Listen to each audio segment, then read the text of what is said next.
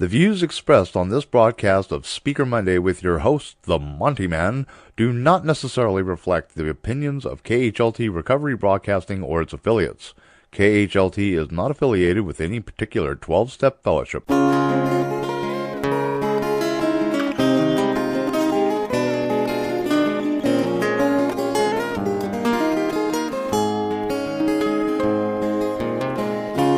Just when you think you have all your ducks in a row, life takes a spin. It happens again and again. It seems to me that when I take my will and let you go, without the booze, I've been living, that's a fact. Without the booze, I've been making my way back. without the booze, I've been learning day by day to let it go and stay out of my own way.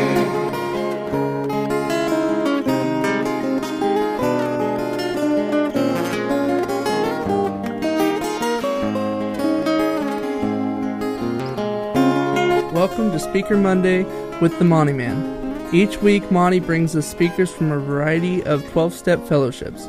Now here's the Monty Man with this week's speaker. Well, greetings, family, and welcome to another episode of Speaker Monday here at Take12Radio.com on your internet dial. Just prior to this, I was at the chat room website of meetingsonline.com, just checking in with Hillbilly and the gang, and I hadn't been there in a long, long time.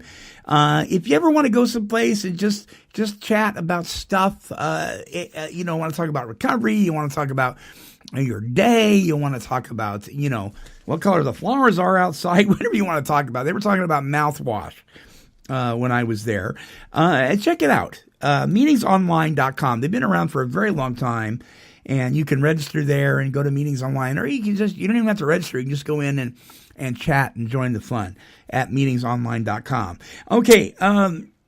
By the way, I want to let everybody know that a very good friend of ours, he's also on our board of directors here at Take 12 Radio, Mr. Mark L., recovery comedian Mark L. It is his clean/sober, however you want to word it, depending on your fellowship. It is his birthday. And if you would go to his Facebook page, if you have an opportunity, and his full name is listed there, so I'm just gonna tell you, because I'm not gonna refer to what fellowship he is or isn't a member of. That would be wrong. But Mark Lundholm, it's MarkLundholm. You can go there, or you can click on any of my friends. You can look him up on my Facebook page at facebook.com/Take12Radio and check him out there. Go there and wish him happy birthday, would you? There's a lot of people that have done a lot for the recovery community, and they're spread all over the world. They just do tremendous work, tireless work. They travel all over the country. Mark is definitely one of these people. This guy, he gives of himself and gives and gives and gives and gives. And, we really owe a debt of gratitude to Mark for all of his service. So, Mark, happy birthday to you, my friend. Okay, listen, Tony Masberger and I have been doing a workshop on understanding intervention. You may think you know all about intervention. You may know nothing about interventions. You need to check out this workshop. It's a 4-part workshop. This week we're finishing up with part 4, which is entitled Transport and Treatment. And it's a 4-part workshop. They're an hour apiece. Check it out at Take12Radio.com. With Tony Masberger, Understanding Intervention. Mike V is coming up this Friday. He is the facilitator for one of the largest recovery communities on Facebook called Relapse Prevention, which has over 20,000 registered members to date, actually 20,975 to be exact as of right now. and he's going to be our guest here at Take 12 Radio. So you don't want to miss that this Friday. And then before Friday, coming up on Wednesday's show is Sponsorship Part 2 with Eve D, Bruce H, and myself. We're going to be talking about sponsorship, how that works in with working and helping somebody through the process, the 12-step process, and some character qualities of a good sponsor. And then for those of you who would like to pray for traveling mercies for us, we're going on the road this week to tape the Sober Portland radio show, our monthly broadcast. We're going to be up in Lake Oswego this week, taping that show, talking to treatment professionals, advocates, and members in recovery just like you and I, and be watching at take12radio.com for the Sober Portland radio show, the update for that. Happy birthday, Mark L. Be looking forward to all our stuff coming up this week. Our speaker for this week is Robi S. And she is from Ventnor City, New Jersey. She is speaking on the topic sponsorship at an Acts of Recovery conference in Haddonfield, New Jersey. This was taped on October 12th of 2013. Check her out. She makes some really good points. An excellent speaker at this Alcoholics Anonymous conference called Acts of Recovery. Here's Robi S. Hi, I'm Robi. I'm a recovered alcoholic. Robi. Oh, hi, guys. I was so glad to get the spot right after lunch. I don't know. That means that you're not antsy for lunch. And if you fall asleep, it might not be my fault. You might be full. We'll see. So I was told that I don't need to be near that, and you can hear me on this. Can you hear me? Yeah. That is so cool. You can hear me? How about now? Oh, that means I have to stand here. Okay. So it's an honor to be here today. I have to tell you that, first. And before I get into anything else, I really need to try, like Anthony was talking about, and thank you to Anthony and to Claire, wherever you guys are. It was so good to be here and get to hear your inspiration and hope. And thank you to the committee who invited me here today. Thank you to all of you, Danny and Chris. It takes a lot of work to put these things on. Like, they don't just put themselves on. You don't just say everybody come out and then it just magically happens. It takes a lot of service work and so it's a pretty cool thing to be involved in, and to be a little bit of a part of something like this is definitely an honor. And I don't say that lightly. It truly is an honor to do anything in Alcoholics Anonymous. And Anthony touched on that too. There's no way I can pay you all back for the things that you've done for me and the ways that you have showed up for me over these years. God saw it fit to remove me from alcohol on January 7th, 1997. And for that, I'm forever grateful. And I'm grateful for a loving God that brought his grace and mercy upon me and removed me from alcohol on that date. And then I'm grateful for you guys who brought me to that God and showed me how to find that, and showed me a spiritual experience and how to get to that. I clearly would have no idea, and I have nothing to do with anything. I got nothing to do with why I'm here. I certainly didn't come to on January 7th, 1997. I didn't come to and think, well, I'll go to that Alcoholics Anonymous thing, or they seem to be having fun in them basements. And I'd never really heard of Alcoholics Anonymous, but one time I stumbled in a church basement drunk. I don't even remember how it happened. I probably called a hotline or something. I don't even know. And I went to this church basement, and there was about 5 guys sitting around discussing whether or not bumper stickers broke a tradition. And I am out of my mind. I'm going to kill myself at any given moment, and I don't understand how talking about traditions and bumper stickers is going to save my life. I got to go. And so that was the only picture I ever had of Alcoholics Anonymous. And thank God, thank God that the path and the journey brought me back here and brought me to you guys again, who showed me that we're having a fun time doing this. We are having a good time. We are not hiding out in church basements. We are showing up, and we're having picnics and barbecues and events like this, and showing up in unity, and running around like Anthony was talking about. And I got sober in cars too. I seemed fitting since I lived in them prior. Seemed about right. Just keep on traveling around in the cars. And I would go somewhere and they'd say, get in the car. I said, where are we going? It's none of your business. All right. And I remember one time we showed up at a detox meeting in Philly, and they said, you're going to go in there and talk to them about how you got well. I said, I'm so not well. I'm a mess. I feel so part of them. I don't know the driver. I don't feel like I'm connected to you much, but them I get. That guy in the wheelchair in the back, throwing water, I like him. I get down with him. I can't talk to them about anything. And they said, just try. So I'm already stripping down. Oh, thank you. So I would have nothing to do with how I would arrive here. It's how I know that I have nothing to do with it today. I'm going to talk a little bit about sponsorship this afternoon. Hopefully I'll remember to touch on that. It's my topic, right? I get sidetracked sometimes. And I'm sure I'm only here to talk on sponsorship. I know a lot about really, really bad ideas on sponsorship.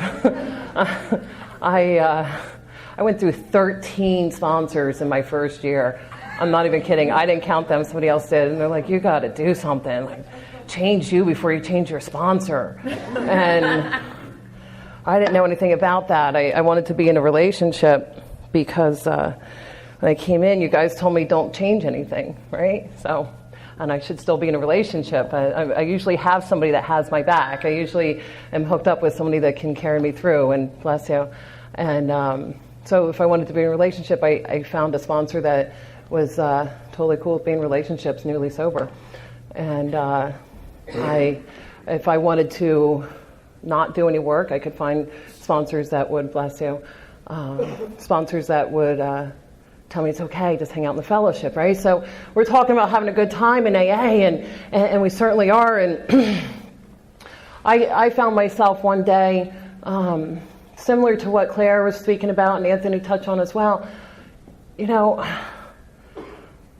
I'm in these double digits, as they call it. I don't know what it was, maybe 10, 11, 12 years sober, something like that.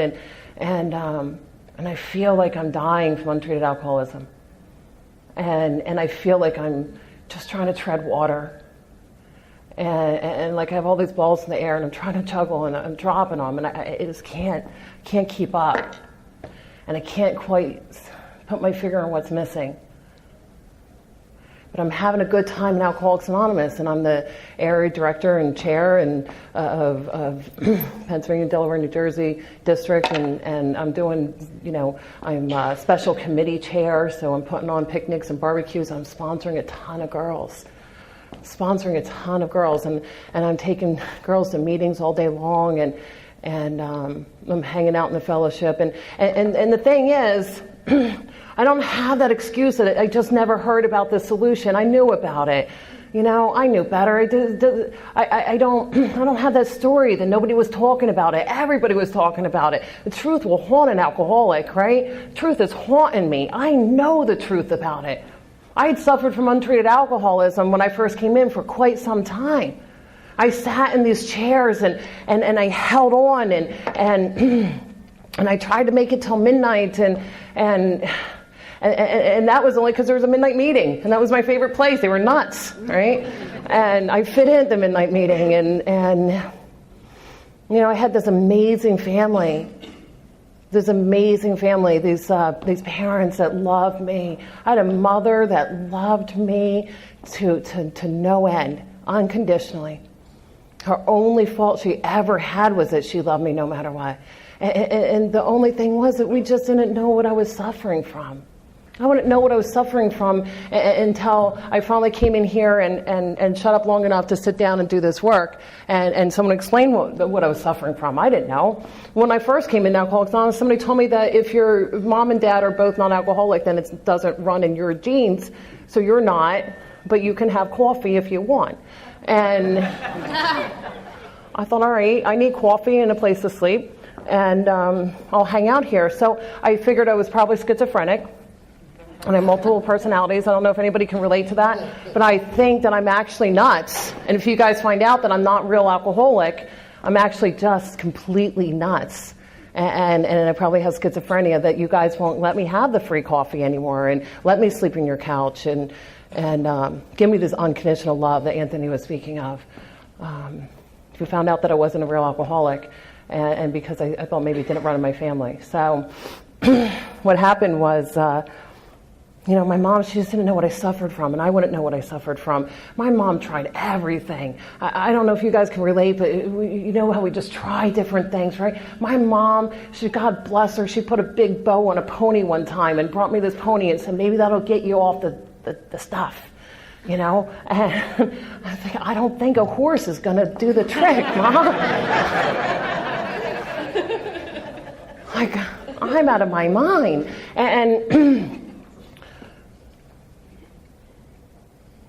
And I don't know anything about the spiritual malady. I just know that I don't feel okay. And I don't know if you get that, but I just don't feel okay. That restless, irritable, and discontent that the book talks about, it's just, for me, all I knew, I don't know about a spiritual malady, I just knew that I so didn't feel okay, ever. I just felt icky.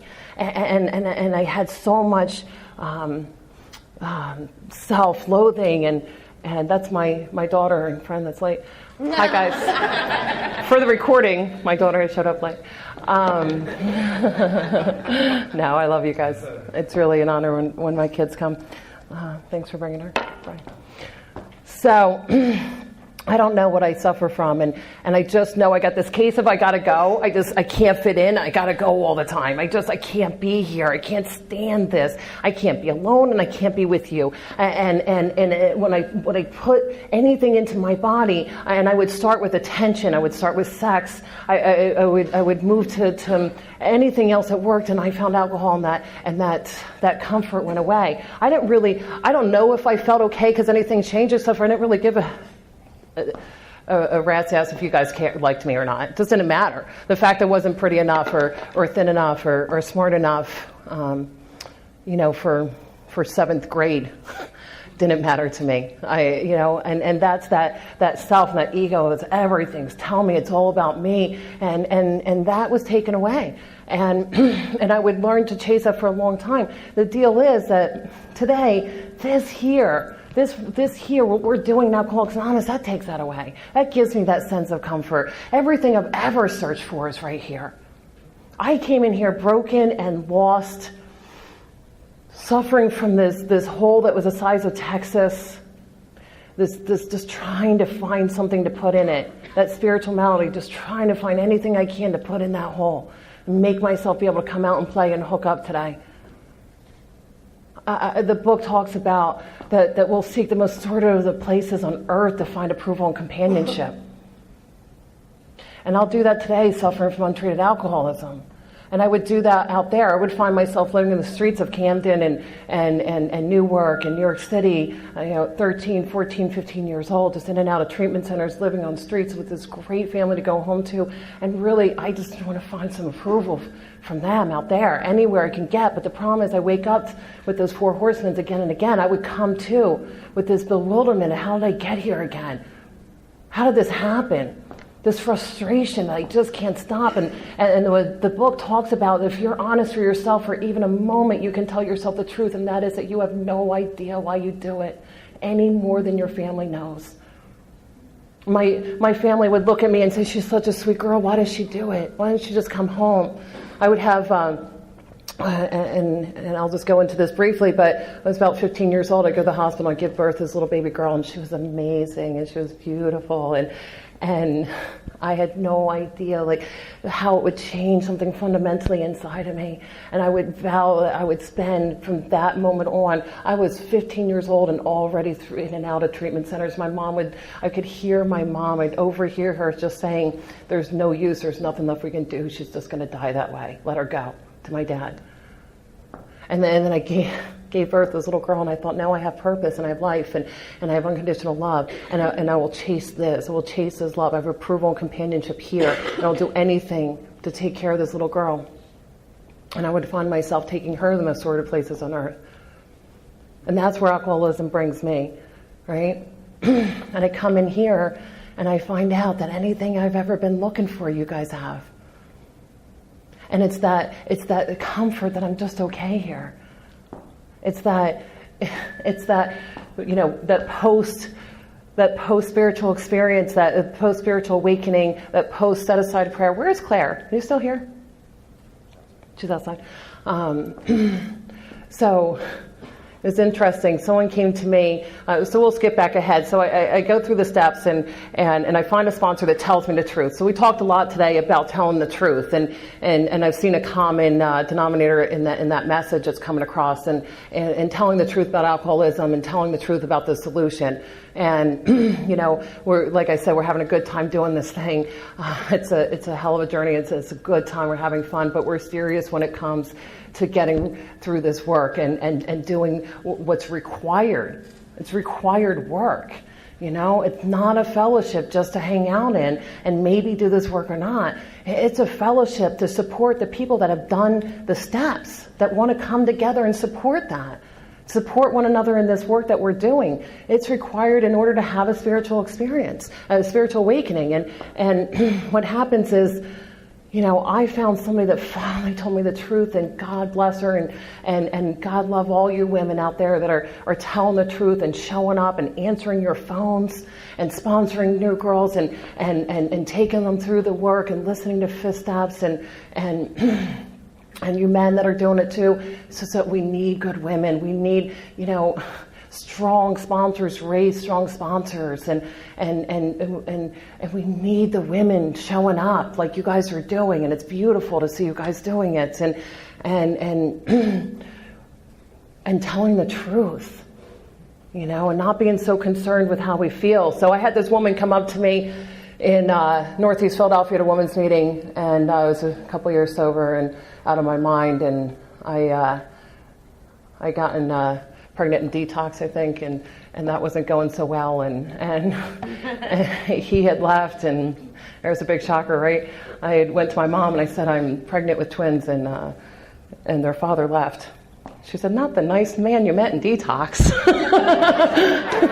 How would that happen? He seems so nice.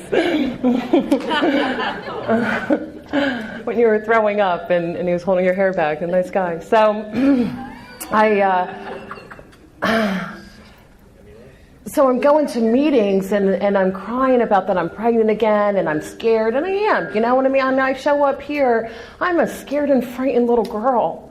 I showed up here angry and miserable and telling you guys off and stealing your coffee and throwing chairs when you talked about God, and you guys would do the chanting and the circling up and the thing with the God, and it looked very cult-like to me, and I wasn't going to be swept into all that, and I remember telling a guy, you're going to take my car, my firstborn child, my checkbook, and make me move to that compound in Montana. I know AA's got one because you get through the chanting and the praying.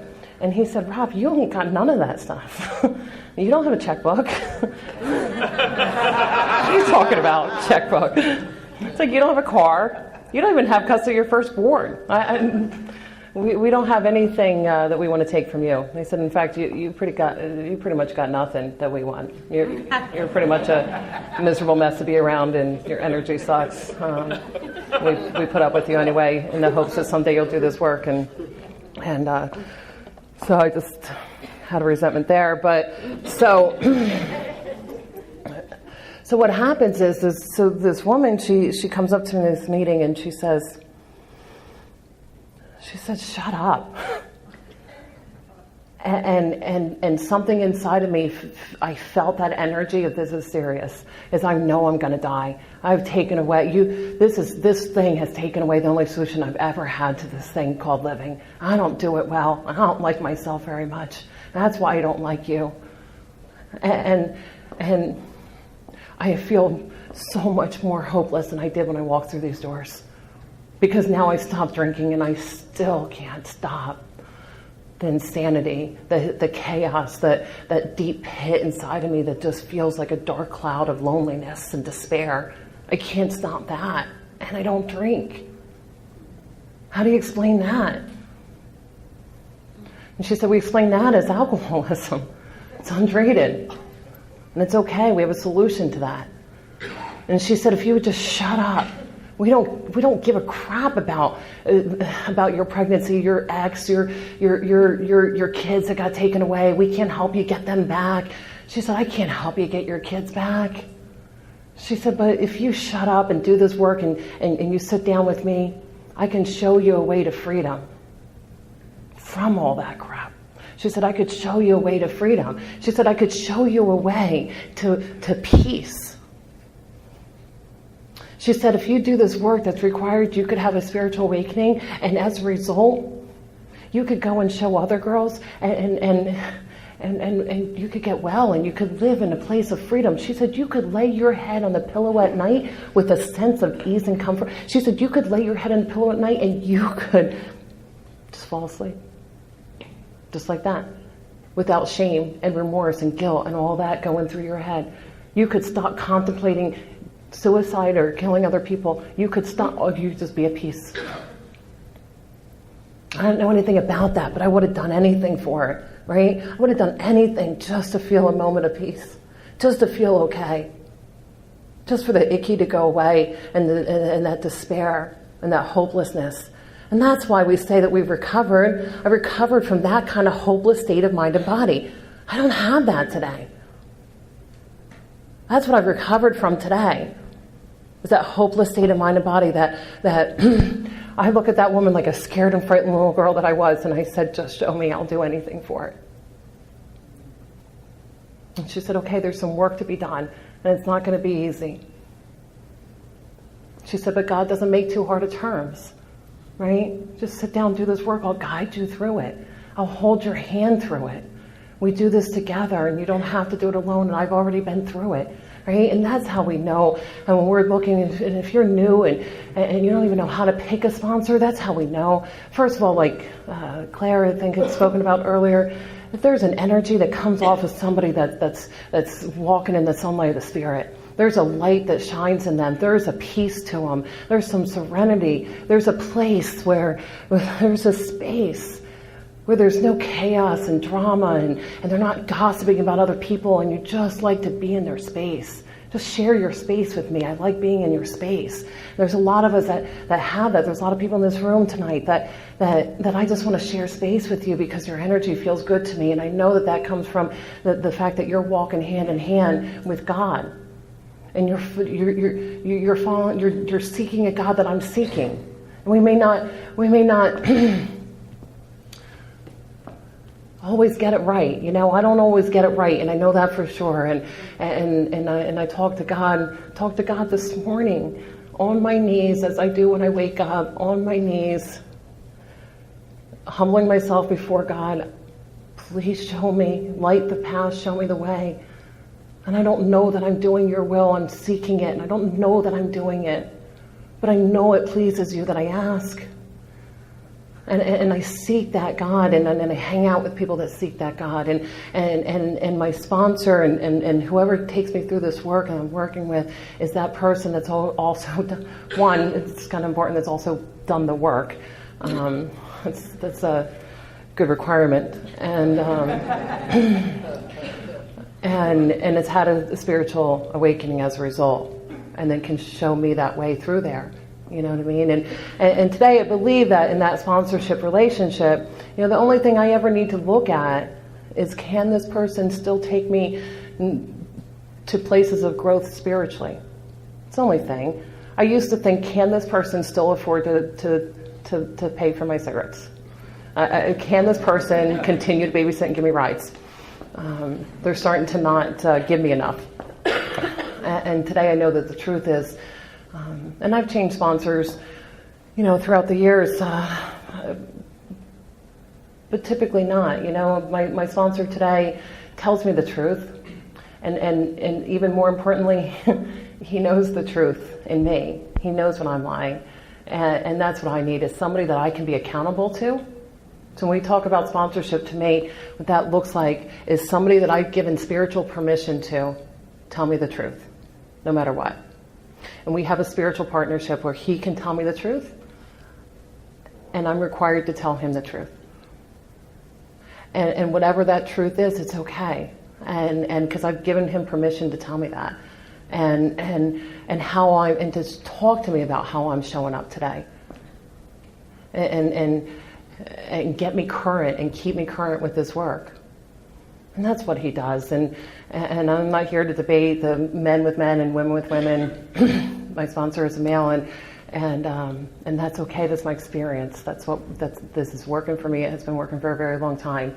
And I don't know that I'd recommend it to the newcomer. I went to him with 10 years sober, and I didn't need to. I keep a really, really, really strong network of God-guided, God-directed, God-inspired women in my back pocket. I have a network of women that are absolutely amazing, and I can talk to them about anything that needs to go to a female with. But my sponsor's he's that one person that can see the truth through me. And I've given him permission to, and that's what I need today. And today we have the sponsorship family, and again, I'm not here to be controversial. I don't know much about this whole, let's not be friends with our sponsors, or I don't want a sponsor to be my friend, or vice versa, and that might work for whoever. From my experiences, it's just I can't listen to a woman's fifth step and sit down and have the most intimate conversation she's ever had in her life and ask her to open up her heart and to tell me the truth and to sit there and invite God in and to have that experience with another woman and then say, I'm not your friend. It's just not my experience. And my sponsor today, he put my hand in God's hand, and now it's between me and God to work it out. And we walk shoulder to shoulder, all of us together. I have a sponsor that guides me, that's God directed and God guided. But at the same time, he's put my hand in God's hand, and now it's my turn to go help you women, and that's it. But if I have something that I need him to go there with me, he'll hold my hand and go there with me, because it's my friend too. That's how come he can know me so well. I've had my relationships with my sponsees are the most closest, most intimate relationships I've ever had. I've never known anything like that. When I came in here, when I was telling you about that day, I called 411. I came to in a hotel room, beaten and battered and naked, and I couldn't remember the last thing I could remember. And naked, I went to a phone somewhere, and I called 411, and I said, I've been out longer than I usually had because I've been shaken really bad. The convulsions start, and I typically will go into seizures next, and I know the drill, and I'm in bad shape, and I've been out a while, and I have nothing, and I need a drink in me. And so I found a phone, and I called the operator. I called 411, and I said, I think I'm dying. See, because I had nobody. I had no phone numbers. She said, we just give phone numbers here. Is there somebody's phone number you want? I said, no, I don't know anyone. I just need help. I think I'm going to die. So I go to that from coming here with no friends. You see, what happened was I find myself alone. And that's not what makes me alcoholic. And God bless us all. God's grace is with us. Whether that's the kind of bottom you had or not, doesn't matter. That doesn't make you have to hit a bottom like that. Like when I talk about that, I need to always, just put out there as well that you don't have to get to that place. It's this place internally, and here it's that spiritual malady. It's that hole. It's that pit. It's that common thing that we all share, which is that hopelessness and that despair, and then we share this surrender. This bottom takes us to a moment of surrender, and that's that place that we share. A moment of surrender. That time that in the depths of our soul we surrendered. I surrendered and gave up, and that's what we share that brings us on this journey together. And we all have that in common. We know what we're talking about. And if you don't know what we're talking about, if you don't know what I'm talking about with that, that's okay. Just get with someone. You know, if you don't know what that's like to have that kind of despair and then get to a place of surrender, and it's okay. Just tell somebody the truth about that. You know, that's why we're here. I know that's why I'm here. Acts of Recovery are awesome, and this is so cool, and I love these things, and it's always an honor to come do these things, but I'm just here showing up to see if anybody needs to talk about that. If anybody needs to talk about the way they're feeling sober. If somebody needs to talk about, I don't know what that moment of surrender really looks like. I haven't been there. Or I've fallen so far away from that, I need help. You know, and that's why most of the people here today, you know, have had a spiritual awakening are here, because if you're suffering, we're here to say, just tell us about that. It's okay. Just tell us about it. You know, when I came in, they told me a lot about faking it till you make it, and and I've seen a lot of people die that way. And for a long time, I pretended like I was doing really good because they said it was okay to just fake it. I buried a man I dearly loved with all my heart a few years back who was just pretending like he was okay, not telling anybody the truth. We bury our friends when we're faking it. It's about telling another alcoholic the truth, and that something happens in that magic of when two people come together for the purpose of recovery. Just telling another person the truth of where we're at. And I know for me that's the truth today. And so, and I know that was God that day that I called 411. I didn't know anyone. I came to alone, having nothing left to go to. And nothing but God. I got on my knees and I said, God, please don't let me die. And they brought me to you guys. And here we are, you know, and that's how come I know I did do nothing with it. And so we talk about sponsorship and we talk about my sponsees, and I tell you that I came here with no friends, no family to speak of, and I have the most amazing relationships in my life today. And you know, like in the Native American world, they talk about this, the definition of spirituality being right with yourself, God, and others. Right? So we get right with ourself, God, and others, and we stay right, and we stay right on that 10, 11, 12, and staying on that beam, and that beam is love, but we have to be right with ourselves, God, and others.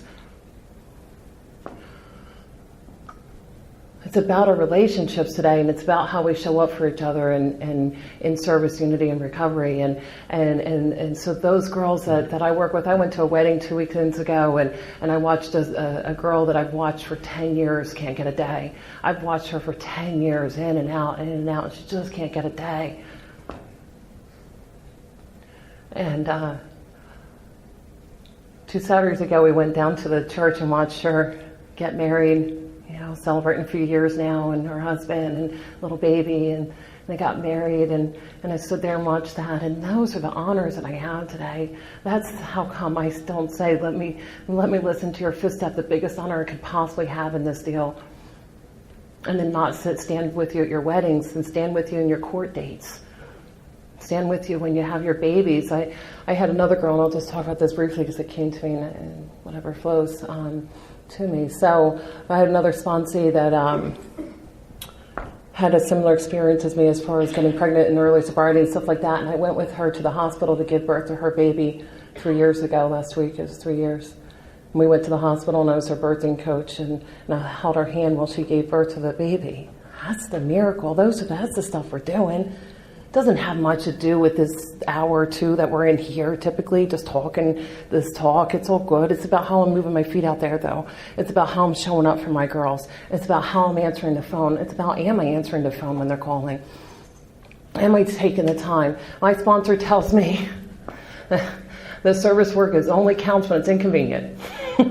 If you're excited about it, it doesn't count. It must be inconvenient and for it to count. But and he tells me, are you spiritually mature enough to do this service work without being found out? Do you need to tell anybody? Do I need to say, no, I'm sorry, I can't make it, I'm doing step work? Or can I just say I'm busy tonight? Do I need to be found out? Do I need people to know I sponsor a ton of girls? Is that necessary? Am I spiritually mature enough to just show up and help whoever's in front of me? And I believe that that's what lights our path. That's my experience. My belief is, and what God has shown me is that I don't have to figure anything out. The big book tells us it's already been figured out. And the big book also tells us you don't have to figure anything out. It's already been figured out for you. All you have to do is trust and rely upon the Spirit of the universe. That's it. That's all you have to do. Show up and rely upon the Spirit of the universe to figure it all out. All you got to do is show up and do my work. Perform my work and perform it well. And that's my experience, is that I don't need to find my path and what way that's going to take me. I need to light the path for the new girl.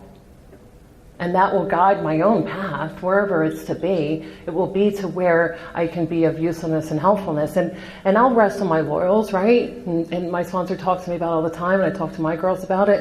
And that just means that I will take stock in my past accomplishments. I'll depend on past accomplishments to keep me well today.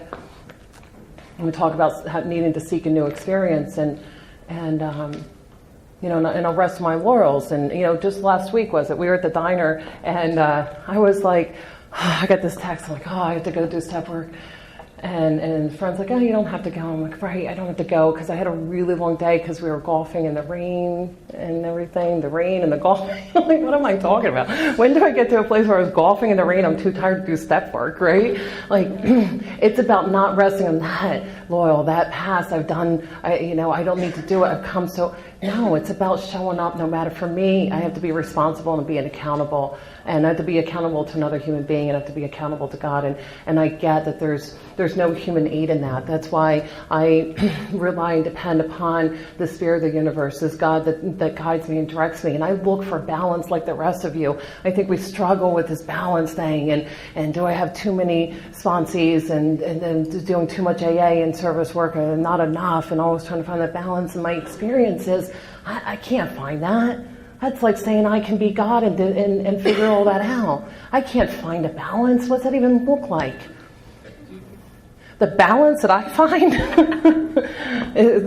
consists of a lot of Netflix and some downtime. I could leave it up to me. I can't tell you what I think balance looks like. Just like I can't tell you that. I don't know what that looks like. I know that I go to God in prayer and in meditation, and I ask Him to show me who He wants me to help, and how I can be of service, and how I can be helpful. And from there, it just goes. And I, like a hot knife through butter, I just go with it from there. And sometimes He piles tons of people for me to work with in my life, and there are usually times that I'm single and unemployed and have tons of time, and I don't go seeking. That just comes to me in those periods, and that balance keeps us. We're just dancing with God here, just dancing along, and just walking shoulder to shoulder. I didn't even look at the time. Can one of you guys tell me when I'm getting close on time? I think that was a yes. 3:30. What time do I go till? 3:45. Okay, thank you. So, yeah, I don't know what that looks like. I just have to trust in that power of the universe. So what happens for me is this woman told me the truth, and we're jumping back to that, but this woman is my first, we'll call real sponsor, that took me through this work. She told me the truth, and she took me through this work, and I had a spiritual awakening, and as a result, I was out there helping people and doing tons of really cool stuff, and I was living out in California, and we were hooking up with AA out there, and we were doing some pretty neat stuff out there and having a good time. And I moved back here, and I'm back in my old home group that I got sober in, and I'm having a good time, and I'm lost in it. I'm lost in it, and I don't know what to do, and I don't want to tell anybody.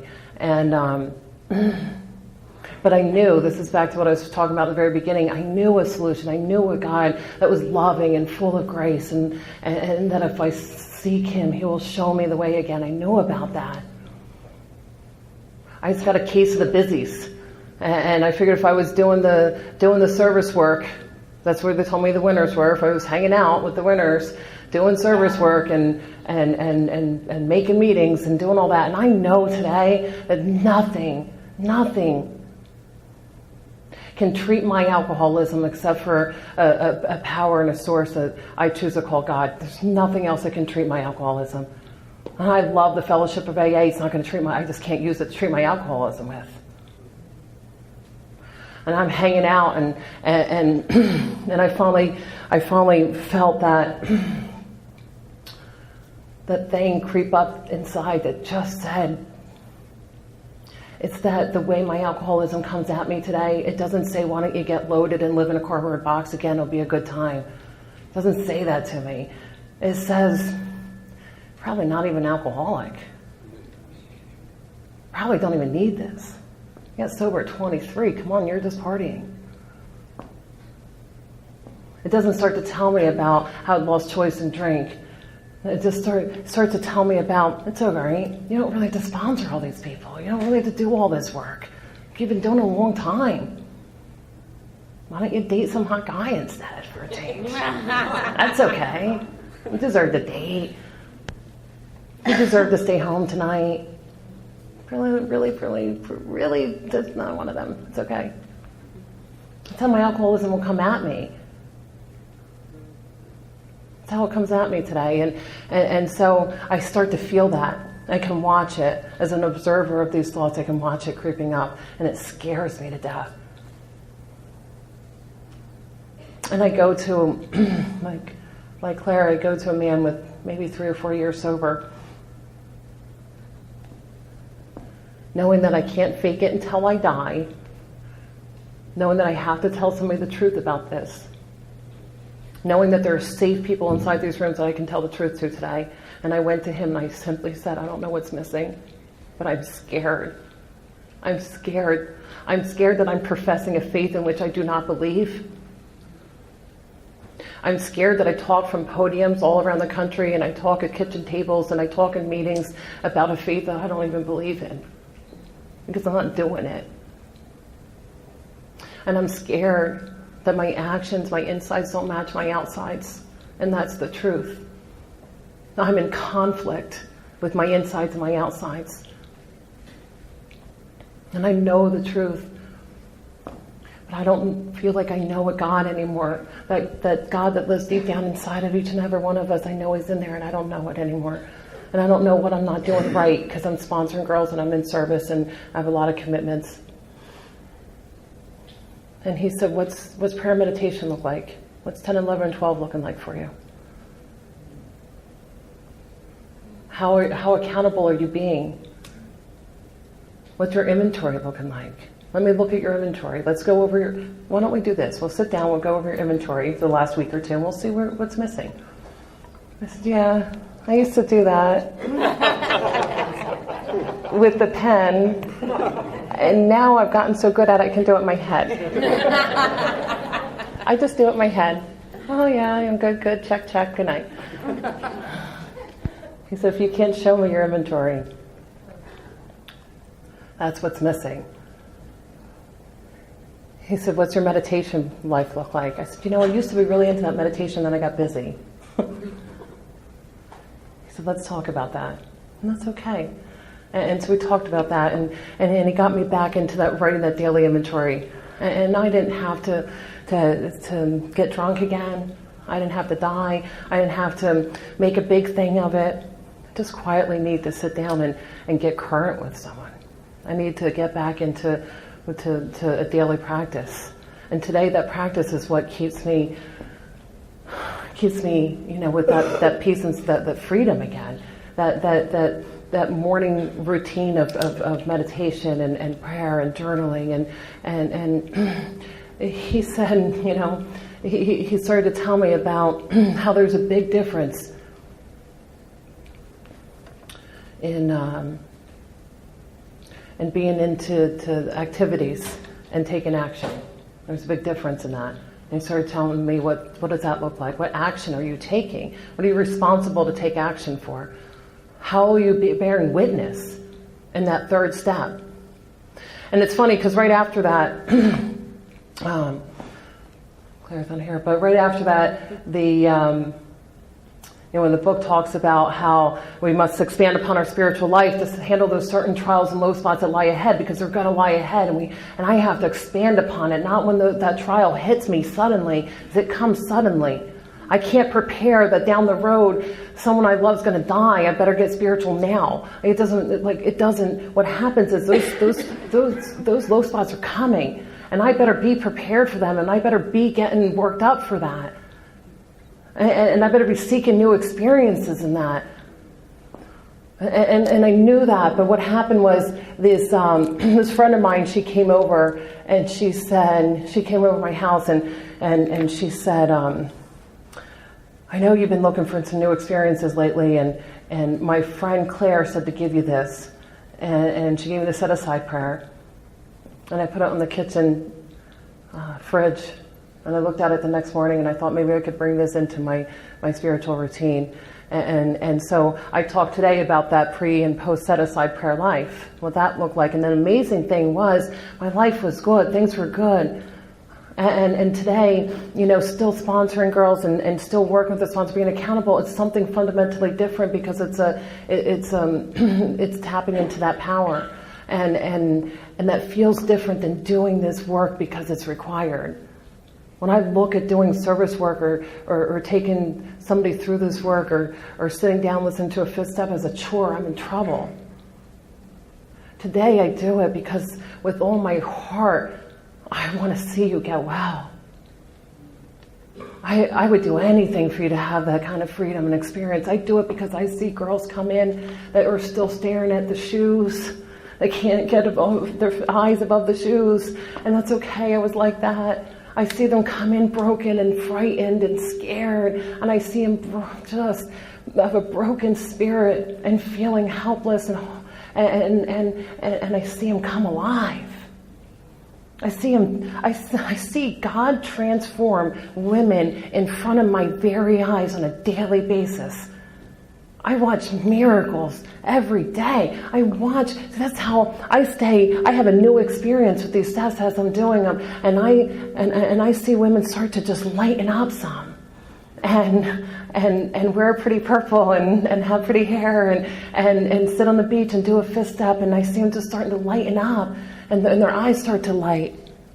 And they start talking about God and meditation, and then they start telling me things like, no, I can't go out on Friday. I'm taking this new girl through the work. And then I see that new girl's taking other girls through the work. And it's an amazing thing that's coming up amongst us. And to watch it is absolutely the highlight and the bright spot of my life. It doesn't get any better than that. I get done a fifth step and I feel like I'm in love. I don't know with who. I don't know exactly who it is just yet, but I am in love with him. I got this fire, and she's like, I'm exhausted, I'm going home. Like, I'm going to be up till 3 o'clock, like vacuuming, I don't know what to do with myself. That was amazing stuff. And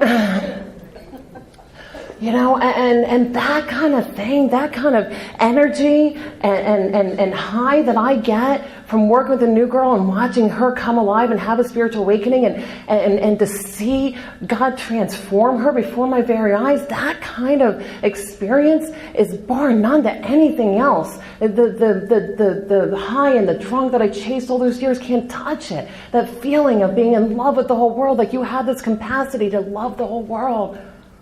Just go do it, that kind of thing. And that kind of spiritual experiences just get deeper and better. And it's an amazing thing. It's an absolute amazing thing to be a part of. And we have this sponsorship family that's pretty badass, I got to tell you. And we get together and we have family dinner on Sunday nights and at least once a month or so. And all my girls are required to at least bring 3 of their girls, and those girls are required to bring at least one person. And we get together and we talk about what books you're reading.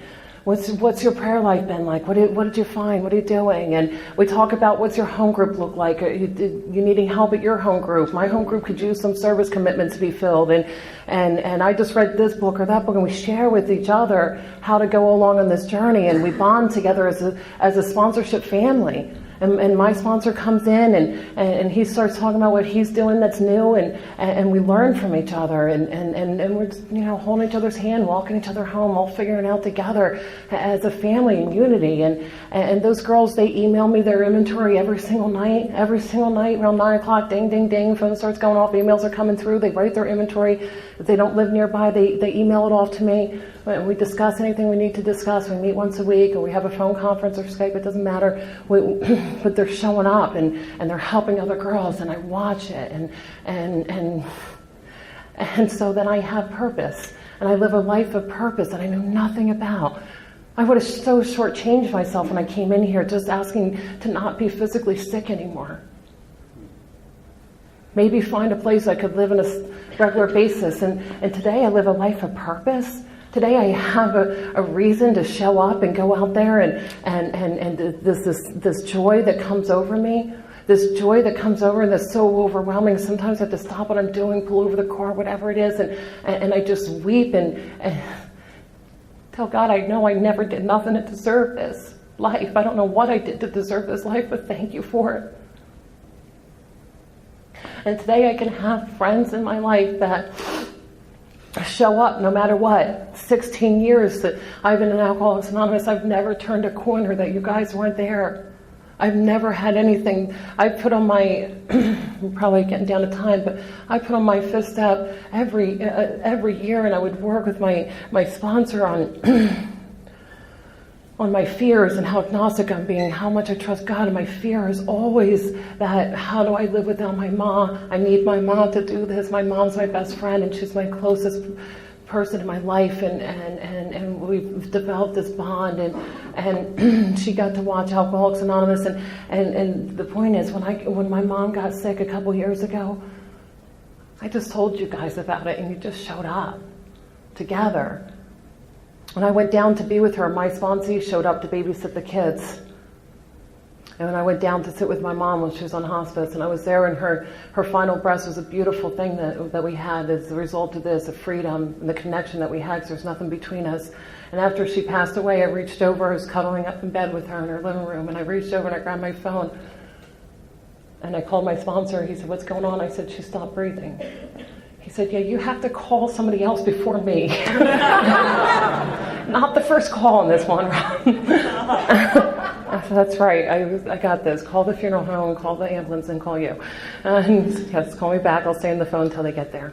And that's what he did. And that's how I can't be left unattended. I need to rely and hook up with this God that directs me and guides me every step of the way. But I can't, and I have to meditate to hear those answers, and I sit in meditation and I can clearly see where I'm to go most of the time, but I need somebody to be accountable to. Somebody that can tell me what that looks like. And so for this relationship that I have with this sponsor of mine, and then with the sponsees that I have, and then with my own daughters, there's nothing like it in the world. So everything I was ever searching for when I talked about when I first came in, broken and lost, I found in you guys. I found in AA. I found my home here. I just searched for a home my whole life, somewhere where I belong, and now I get to have this purpose and this family and this home. And I never did nothing to deserve it.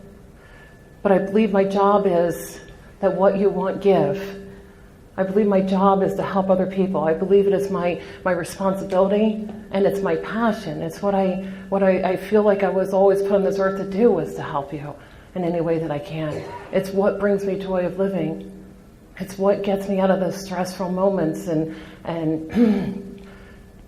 that's what we're doing. That's what Bill saw 13 days sober in the hospital. He had the thought so far beyond any kind of spiritual maturity I'll ever reach. He had a thought, maybe if I do this, I could help other people, and maybe those people could help other people. He took that thought even that much further, and people could start to get well. I didn't come here for all that. I didn't come here for all that. I didn't know anything about it. I know today it's the greatest honor and gift that I have. And I know today that this whole deal is about helping others. And the book tells us this is what we do. When all else fails, this is what we do. And it tells us that our whole purpose is to fit ourselves into maximum service to God and others. It tells us that. It tells us our purpose is not to stay away from alcohol or to go to meetings. It says your purpose is to fit yourself into a position where you're placed in maximum service to others. It's about being in service. That's what gives me that walking in the sunlight of the Spirit feeling. That's what gets me out of this self on self on self on self that I just can't get rid of. The fact that I can help somebody else. And the book talks about that, most importantly, the next alcoholic. That's why we're here. It's the only reason we're here, to help each other out. I believe it is our job and our responsibility as recovered men and women in Alcoholics Anonymous to help others, period. Whatever that looks like. I don't care what fellowship or if it's not in AA. It's about helping others. Am I out of time? Am I about out of time? All right, so I'll wrap it up with this. But the gift really is to be able to show up today and be in service to you. If I could do nothing else for the rest of my life, it's just to be in service. However that looks, whether that's cleaning coffee pots or sitting one-on-one at the table. And we all have our niche in Alcoholics Anonymous. And for some people, that's a podium. It's really not it's not my specialty. It's not my glitch. I do it when asked. But for me, it's that kitchen table, that book, and something magical happens and we invite God in. For me, it's that third step, prayer on your knees with another woman, holding hands. And that's just my experience with it, and I'll just close with ending that story about Clarity. And they brought me the set-aside prayer, and I started saying the set-aside prayer, and I heard another woman say, why don't you say the takeaway prayer? And that is, God, take away everything from me in which you do not want me to have, period. And I started saying the takeaway prayer every day. God, take away everything from me in which you do not want me to have. I believe and I'm committed to that third step and living in the essence of that third step, which is whatever you take away is none of my business. It's okay. I'll just go with whatever you want me to have left. And saying that along with the set-aside prayer, and God, give me a new experience with this today. Show me a new experience with you, with this book, with God. That with the two prayers combined, and what happened was things shifted, and things started to be taken away. And my boyfriend slept with a neighbor, and I don't know how that's related, but what happened was he was taken away, and that was okay, because I was living this essence of this third step or whatever. And today we're like best friends. That's from those steps that come in later in 10, 11, 12, and being able to stay in amends and the spirit. The greatest gifts that we get from doing this thing is to live in a spirit of love and kindness and forgiveness. And things started to be taken away, and that was okay. We just went with it. We started going to new meetings and doing new things. And my mom got sick right after that, and I knew that God was just getting me ready to get spiritually fit again, to handle these low spots are about to come. Mom's going to get sick. You're going to need to be hooked up. I'm showing you some new experiences. Throw away the other ones. We don't go into yesterday's garbage and pull out ingredients for tonight's dinner, right? Yesterday's experience. I need a new one. I have amazing experience in Alcoholics Anonymous all the time, but it won't do me. I'll have an amazing spiritual weekend, and we'll go on a retreat, and we'll be doing all kinds of cool AA things, and we'll be running around doing the stuff that we do, and Monday around noon, it's worn off, and I gotta find something, I'm like, oh, that's wearing off. And so it's about seeking those new experiences, and for me, being hooked up with a sponsor and with men and women that are God-guided, God-inspired, God-directed, that can show me a new experience, and we go and find things together, and we do this thing, and the girls I work with come along with me, and we go and do it, and that's what this whole deal's about. That's about how we're hooking up with one another, helping each other out, and walking each other home in this journey. And so to be a part of it's amazing, and I hope that I've helped in any way today. I'm here if you need anything, and thank you again for asking me. Well, thank you, Robbie, so much for some incredible insight. We appreciate you and you sharing your experience, strength, and hope on the topic of sponsorship. Serenity for you, Robbie. Okay, don't forget, Wednesday's show, sponsorship part 2. Friday coming up, we have Mike V, the lead facilitator for Facebook's relapse prevention site. Over 20,000 members there. Check that out. Don't forget to give Mark L. Some well wishes there on his birthday on his Facebook page. All right, until our next broadcast, this is the Monty Man, and I'm wishing God's perfect serenity for you. Bye-bye now. Without the booze, I've been living, that's a fact. Without the booze, I've been making my way back. without the booze, I've been learning day by day to let it go and stay out of my own way.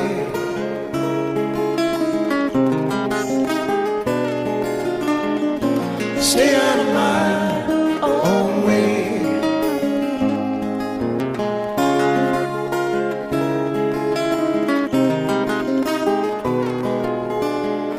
Stay out of my own way. This has been a broadcast of KHLT Recovery Broadcasting.